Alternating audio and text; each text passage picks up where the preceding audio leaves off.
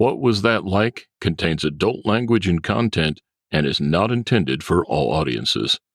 Listener discretion is advised.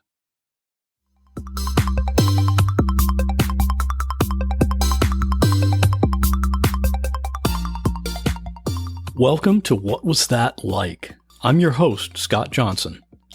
This is the show where we talk to regular people just like you or just like me, who have found themselves in an extremely unusual situation. We'll hear their stories and get inside their head because we all want to know, what was that like? More information about each episode at whatwasthatlike.com. Here we go. Our story today takes place on the west coast of Finland. January 5, 2017 was a sunny winter day, and it was also very cold, -4 degrees Fahrenheit, which is -20 degrees Celsius.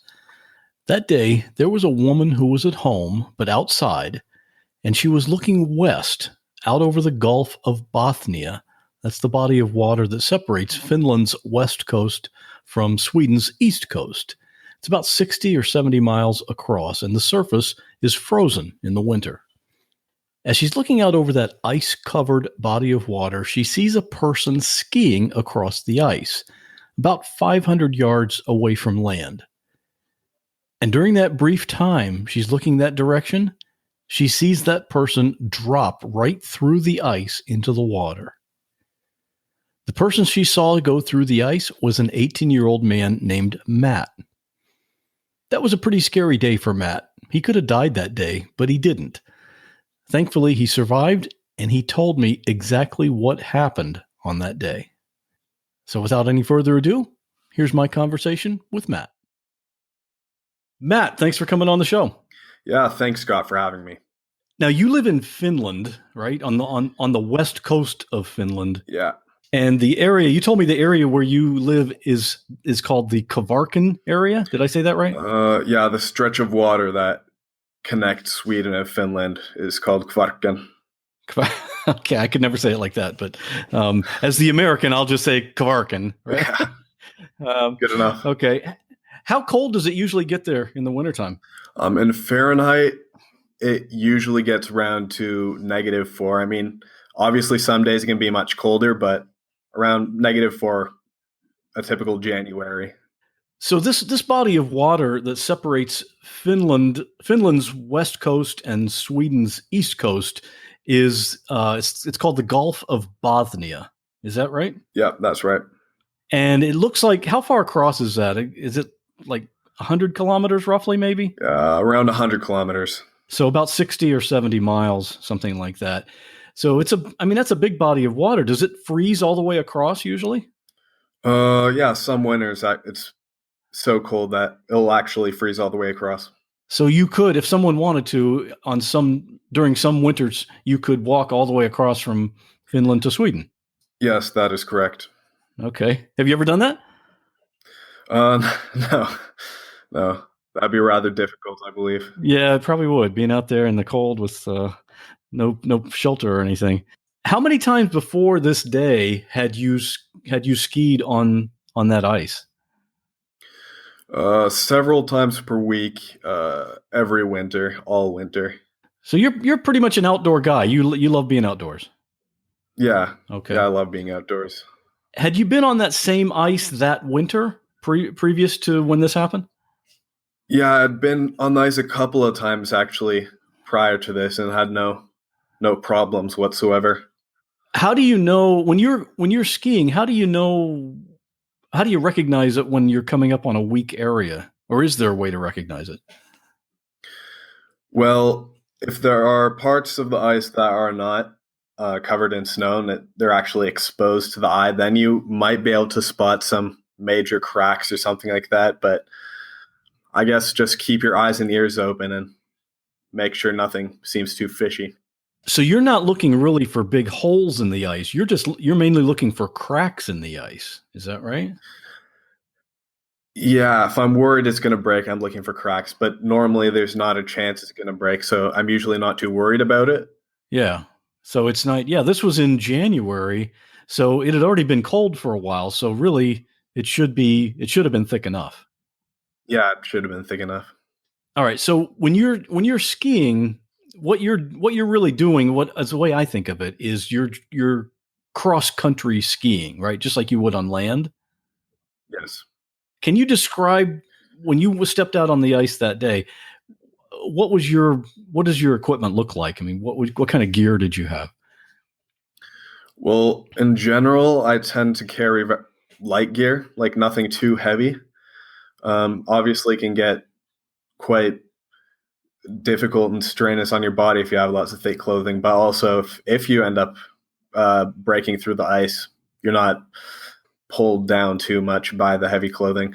But I guess I didn't have too much cargo with me. I had my phone, and I had a backpack with some water and stuff, but not too much.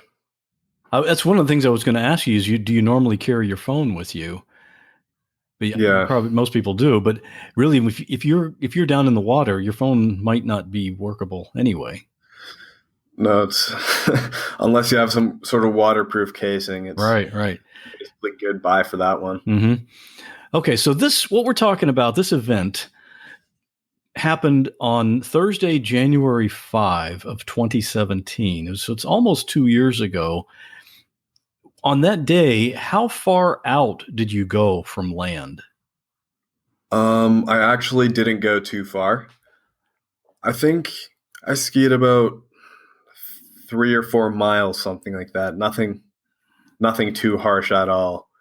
That's still quite a ways, though. I mean, you're way off from land, though. 3 or 4 miles is.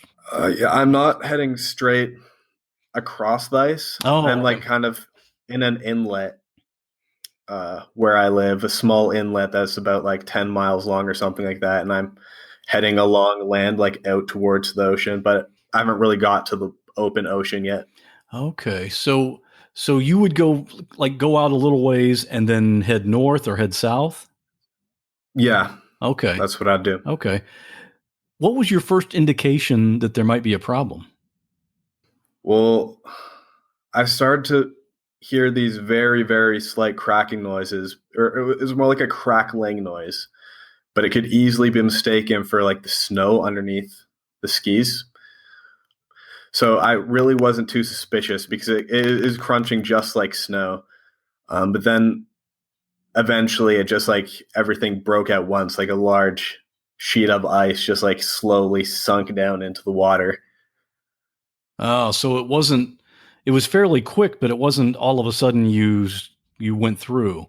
You could kind of see it happening. Yeah, it happened over the course of like maybe a second. Oh, well, that is pretty quick then. Wow. Second, 2 seconds, something like that. Okay. So when that happened, did you just go completely in the water at that point? There really wasn't anything I could do because I guess the area that was breaking was like too large for me to like kind of get away from. So yeah, I just panicked. I panicked and I went straight into the water. My head never went under the water, thankfully, though. So you were mostly under the water. Do you know what the temperature of the water was that day? I never got that checked, but I knew that the air was -4 degrees Fahrenheit, so I guess the water couldn't have been too pleasant. No, I wouldn't imagine. And that's got to be, I mean, that's worse than taking a cold shower. That's got to be quite a shock, not just knowing that you're going in, but the feel of sudden freezing water being submerged. Yeah. Yeah, definitely. You get the whole adrenaline rush going. Right. A lot of things happening at once. How did you keep your head above the water? I didn't. I was just treading water, I guess. For some reason, I thought I was going to end up under the water, but I just was able to tread and float by and keep my head dry. And did you still have your skis on?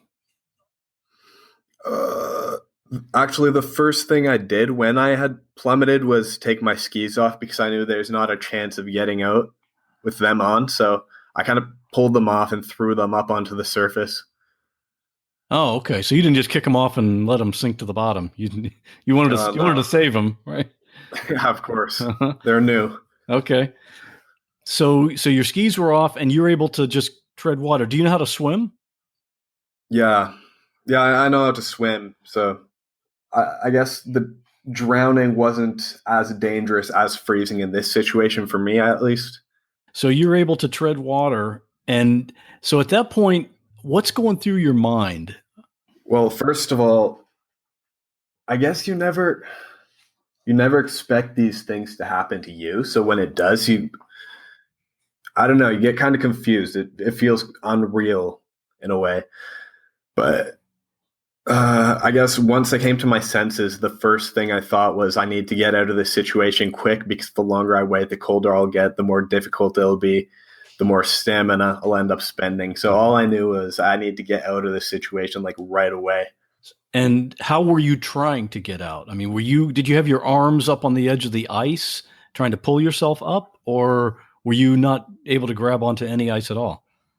Well, I was trying to swing my legs up. I had my arms up on the surface. I was trying to swing my legs up because that is usually a good strategy if the ice is strong that you're surrounded by. But in this point, or in this case, it's very, very thin ice. Is about like half an inch maybe. It wasn't thick at all. So every time I tried to swing my legs up, I was just breaking off the sides of the hole. So the hole was just getting larger and larger and larger as I was trying to get up. When I didn't realize that was working, I developed a new strategy, which was basically just using my arms and crawling straight forwards up against the ledge, which really just it kept breaking off over and over again. So how many times do you think that happened while you were trying to get out? Definitely a lot of times, because I was out there for about 7 minutes, I think. So I was at it pretty much the whole time.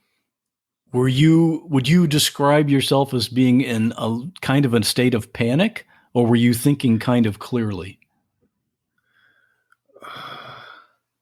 I don't know. It's kind of both at the same time, because you get like these primal instincts that kick in and you have the adrenaline rushing and everything. So I guess you might be quite panicked, but still your body for some reason knows what to do. Had you ever been in any kind of situation like this before? Any kind of training for this? No, like I have done ice swimming before, which is a thing here where you just cut a hole in the ice and jump in. I've done that before. So I guess it wasn't too cold for me to handle, is what I'm trying to say. And if you like looking back on it now, how long do you think you could have stayed in the water before hypothermia would set in? I really do not know. I do not know, because I wasn't there for 7 minutes. And I know that by the time they checked my temperature afterwards, I did have hypothermia, but I do not know if I reached that temperature in the water or if it happened while transporting me out of the danger zone. Did you, at any point during this, did you kind of think in your head, well, this is the end. This is how I die? Yeah, definitely. Because I guess what separates this incident from other people's near-death experiences is that when you break through the ice or you're drowning or anything like that, is a very slow, long experience. So you have time to think about all the possible outcomes of this situation. So yeah, that was definitely a thought on my mind. Like, is this it? You know? And this whole time when you're trying to get out, you're also yelling for help. Yeah, I was yelling as loud as I possibly could. Like, I could barely talk for a week after that because I'd pretty much screamed my throat out. How far do you think you were from the nearest house or where someone might hear you? Well, I was skiing parallel to land, so I wasn't too far away. But I mean, the nearest house was at least 500 yards, something like that. Okay. Or it felt like that at least, but it was quite far away, the nearest house. But thankfully, a woman who was there had seen me crash through the ice. And so she sent her son actually to run out there and try to try to save me. So that did take some time. But I also heard that people across the ice on the other side, they had heard me at least a mile away. You didn't even realize it when you're trying to scramble and somehow get out. There was this woman who had seen you go through. She just happened to be looking at you when you went through the ice. Yeah, and I had no way of knowing that, so I thought I was all alone.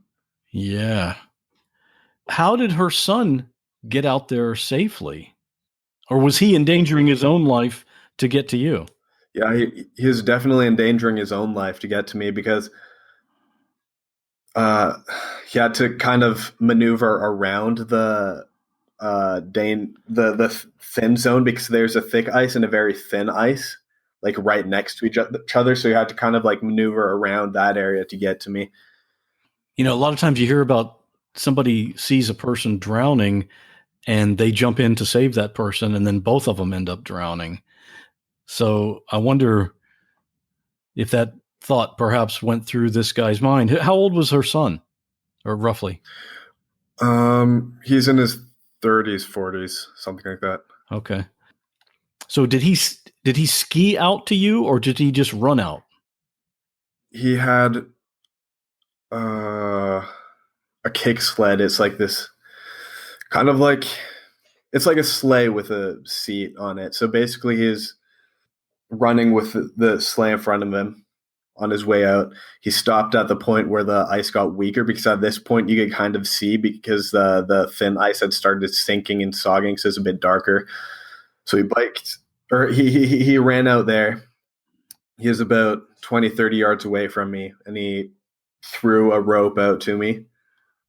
And yeah, basically I just grabbed the rope and he pulled me up, and the ice like kept like being crushed underneath me as I was being pulled up. So I got these skin cuts like on my wrists because of it.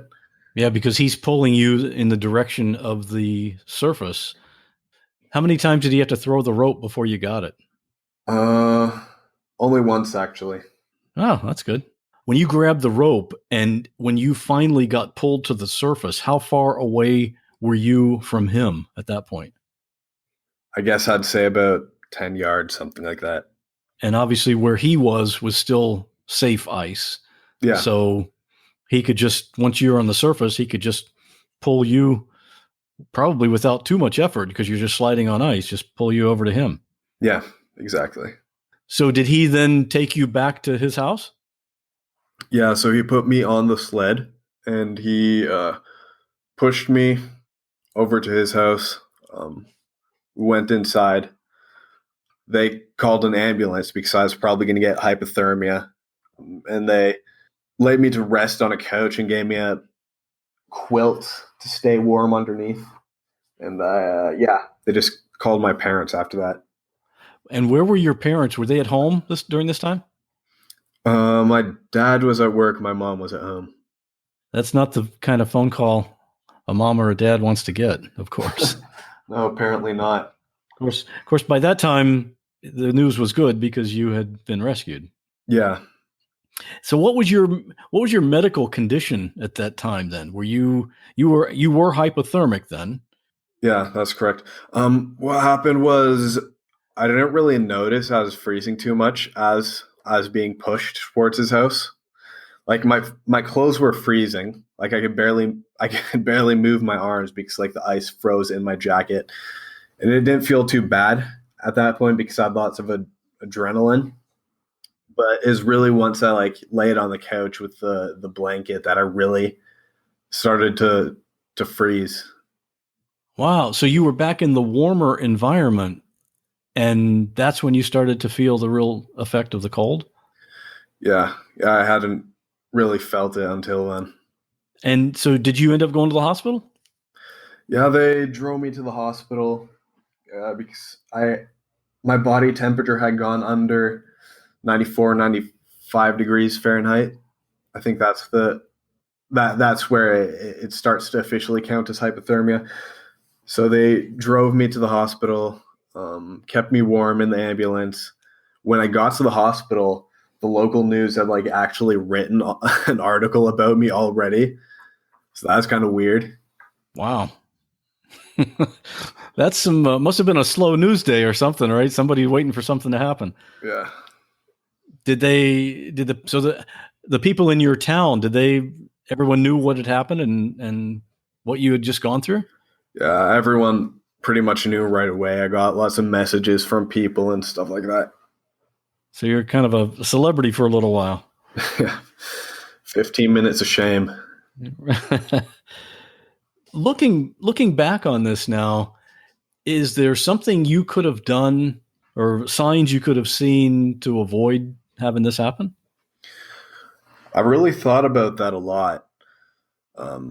But I mean, in general, what I was doing wasn't dangerous because usually even that part of the ice is thick. But what had happened was the ice had been real nice and strong for several weeks. But the night before I had gone out, there had been this like real strong windstorm that had broken off like a very large section of ice from this inlet I was skiing in, and had to kind of like the wind had pushed it across the ocean basically. So the only ice I was skiing on was the ice that had frozen overnight. So that's why it suddenly got so thin. But I guess as a safety precaution, I could have like checked with my dad or with someone else if they knew anything about the conditions, what the ice is like, or I guess I could have checked the weather history from yesterday or something like that. Are there organizations or weather groups or something that kind of monitor the condition of ice in various areas? Yeah, but not too actively. Okay. All right. Would it have made a difference if you were with someone rather than being all by yourself out there?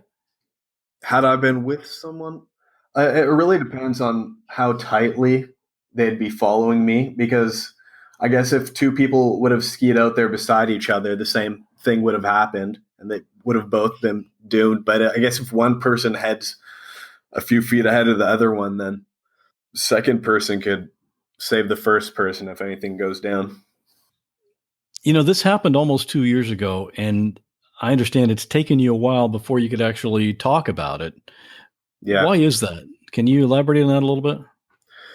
Well, I guess before you're able to actually like mature your view on the whole situation, you have to go through a whole process where you stop worrying about it, where you stop uh, theorizing and imagining different possible outcomes of the situation that didn't really happen. But you start to think about all the different outcomes, and I guess that can get quite scary. Yeah, like if that lady hadn't been out and happened to be looking at you when you went through. Now, you said there was someone else that heard you yelling, but they were like a mile away. That's a long way for sound to travel. Yeah, is they were in this village that's like across the inlet, and I remember my dad had told me afterwards that they could hear me from there, and they had also been able to spot me with binoculars at that point. But I guess sound just travels real well across water.